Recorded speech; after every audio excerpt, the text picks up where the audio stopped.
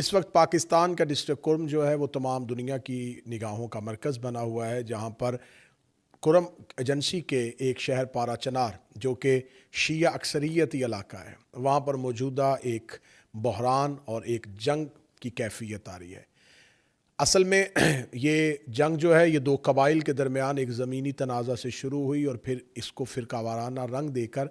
اب یہ یہاں پر ایک مذہبی تصادم برپا ہو گیا ہے۔ پچھلے دنوں آپ نے دیکھا کہ پارا چنار میں ایک کارواں پہ حملہ کیا گیا جس پر عورتوں کو اور بچوں کو شہید کر دیا گیا۔ پارا چنار کے اس وقت کے جو علاقائی صورتحال ہے اس میں میں سمجھتا ہوں کہ وہاں کے موجود غیور عوام جو کہ پارا چنار اس حوالے سے مشہور ہے اور اپنی شہرت رکھتا ہے کہ پارا چنار کے جوان جو ہیں وہ اپنی غیرت کی وجہ سے مشہور ہیں، اپنی مذہبی محبت کی وجہ سے مشہور ہیں۔ پارا چنار کے ان لوگوں کو صرف ایک شیعہ مسلک اور ایک شیعہ فقہ پہ کاربند ہونے کی وجہ سے پاکستان کا جنرل میڈیا جو ہے، سٹریم لائن میڈیا جو ہے وہ اس کی کوریج نہیں دے رہا۔ پارا چنار میں جو اس وقت کی موجودہ صورتحال بنی ہے اس میں پشتون جرگہ جو ہے اس نے اپنا ایک مؤثر کردار ادا کیا، لیکن اس وقت پارا چنار کو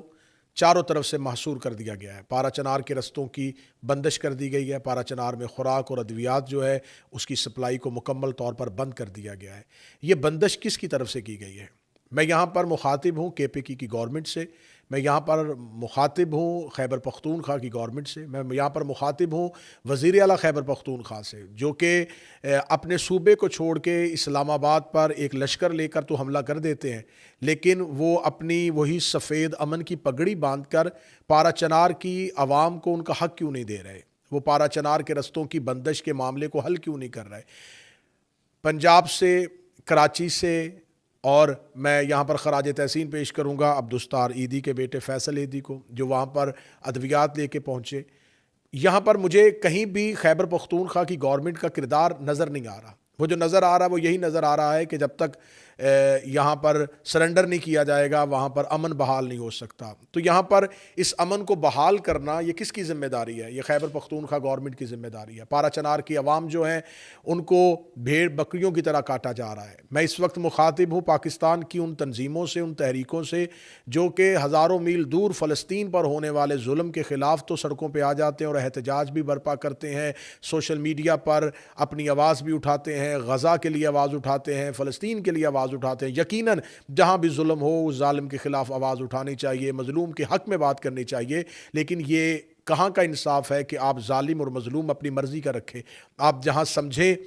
اسے ظالم کہیں اور جہاں سمجھیں اسے مظلوم کہیں۔ کہ آپ کو پارا چنار کی وہ عوام، کیونکہ پارا چنار کے لوگوں میں غیرت ہے، وہ کبھی بھی اپنی ماؤں بہنوں بیٹیوں کو کیمرے کے آگے لا کے بلکتے ہوئے سسکتے ہوئے نہیں دکھا سکتے، وہ اپنے بچوں کو ہاتھ باندھے ہوئے یا ہاتھ پھیلائے ہوئے نہیں دکھا سکتے۔ وہ مر سکتے ہیں، کٹ سکتے ہیں، لیکن کبھی بھی کسی کے سامنے ہاتھ نہیں پھیلائیں گے، کیمرے کے آگے آ کے لوگوں سے امداد فریاد نہیں کریں گے۔ لیکن وہاں پر جو موجودہ صورتحال ہے، جو وہاں کے موجودہ لوگوں سے بات چیت ہوئی ہے، وہاں کے لوگ جو ہیں وہ اس وقت ایک ایسی زندگی گزار رہے ہیں جہاں پر ان کے لیے اشیاء خورد و نوش جو ہیں وہ نہیں ہیں، ان کے پاس ادویات نہیں ہیں، ان کے مریض مر رہے ہیں، ہاسپٹل بند کر دیے گئے ہیں، مارکیٹیں بند کر دی گئی ہیں، رستوں کو روک دیا گیا ہے، بندش کر دی گئی ہے۔ اور یہاں پر پاکستان کی خیبر پختونخوا گورنمنٹ کے جو ایڈوائزر ہیں بیرسٹر سیف، وہ اپنی پریس کانفرنس میں کس طرح کی دھمکیاں دے رہے ہیں، وہ کیسا لہجہ اختیار کر رہے ہیں، وہ اپنے آپ کو طالبان سے مربوط کرنے کی کوشش کر رہے ہیں۔ آخر کیا مجبوری ہے خیبر پختونخوا گورنمنٹ کی؟ کہاں وہ مجبور ہے؟ کن کے ہاتھوں وہ مجبور ہے کہ وہ وہاں پر امن بحال نہیں کر سکتے؟ جبکہ وہاں کی اکثریتی عوام جو ہے وہ امن چاہتی ہے، وہ لوگ فرقہ وارانہ فساد نہیں چاہتے۔ جب ان کو مار دیا جاتا ہے، ان کو کاٹ دیا جاتا ہے، ان کی عورتیں شہید کر دی جاتی ہیں، ان کے بچوں کو مار دیا جاتا ہے، تو وہ قصاص کے لیے اٹھتے ہیں، پھر وہ اپنا حق لینے کے لیے اٹھتے ہیں۔ جہاں پر انصاف ریاست نہ دے رہی ہو تو پھر لوگ اپنے ہاتھ میں بندوق لے لیتے ہیں، لوگ اپنے ہاتھ میں امن کو لے لیتے ہیں۔ لہٰذا مدت سے پارا چنار کی عوام ہم آئے دن دیکھتے ہیں کہ ہم کئی سالوں سے دیکھتے ہیں کہ پارا چنار کے عوام کے لیے آواز اٹھائی جاتی، پارا چنار میں یہ ہو گیا، پارا چنار میں اتنے لوگ مار دیے گئے، ایک کارواں پہ اتنے لوگوں کو مار دیا گیا، چن چن کے مارا جاتا ہے، ان کو بسوں سے اتار اتار کے مارا جاتا ہے۔ تو میں یہ سمجھتا ہوں کہ یہاں پر تمام مذہبی جتنی بھی جماعتیں ہیں انہیں اپنا کردار ادا کرنا چاہیے، جہاں پر ہم شیعہ سنی تمام مسالک جو ہیں وہ اپنے تمام مسلکی اختلافات کو بلا کے فلسطین کی عوام کے لیے بات کرتے ہیں، غزہ کے لیے بات کرتے ہیں، کشمیر کے لیے بات کرتے ہیں، تو وہاں پر ہمیں یہ بھی بات کرنی چاہیے۔ سوشل میڈیا پر شام کے قید خانے تو دکھائے جا رہے ہیں، لیکن پارا چنار کے مظلوموں کی آواز نہیں اٹھائی جا رہی، پارا چنار کے لوگوں کی بات نہیں کی جا رہی، جو ہماری بستی ہے، ہمارا علاقہ ہے، ہمارا ملک ہے، ہمارے لوگ ہیں، پاکستانی شہری ہیں، وہ کوئی غیر نہیں ہے، وہ کسی دوسرے سیارے سے نہیں اترے ہوئے لوگ۔ ان کا جرم کیا ہے؟ ان کا جرم علی ولی اللہ ہے، ان کا جرم عزاداری امام حسین علیہ السلام ہے، ان کو مسلکی اختلافات کا نشانہ بنا دیا گیا ہے، ان کو مذہبی نفرتوں کا نشانہ بنا دیا گیا ہے۔ پارا چنار کی عوام کے لیے جہاں جہاں تک آواز اٹھ سکتی ہے وہاں تک آواز اٹھائیں، سوشل میڈیا پہ اپنے کردار کو ادا کریں، ذاکرین علماء خطبہ اپنا کردار ادا کریں پارا چنار کی عوام کے لیے، اور مجبور کریں کہ پی کی گورنمنٹ کو کہ وہ رستوں کی بندش کو ختم کرے، وہ ان تک عوام کی رسائی کرے، لوگوں کو ان تک پہنچایا جا سکے تاکہ ان تک اشیاء خورد و نوش پہنچے، ان تک ضروریات زندگی کی تمام اشیاء پہنچیں۔ میں پھر